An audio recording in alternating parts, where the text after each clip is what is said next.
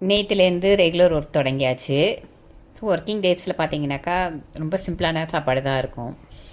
அதனால் தயிர் சாதமும் உருளைக்கிழங்கும் தான். அதுக்காக நைட்டில் வந்து ஹெவியாக சாப்பிட்றதெல்லாம் கிடையாது. ஏன்னா நைட்டில் ஹெவியாக சாப்பிட்டோம் அப்படின்னாக்கா ஃப்யூச்சரில் உடம்பு கெட்டு போயிடும் அப்படின்றதுனால பசங்களுக்கும் அது மாதிரி பழக்கப்படுத்தலை. அதனால் நைட்டில் இட்லி தோசை அந்த மாதிரி தான்.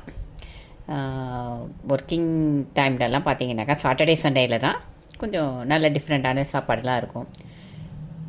அதனால் நாளைக்கு ஏதாவது நல்ல டிஃப்ரெண்ட்டாக வெரைட்டியாக எதிர்பார்க்கலாம். அப்புறம் உங்களுக்கு இந்த பாட்டு பிடிக்குமான்னு சொல்லுங்கள்.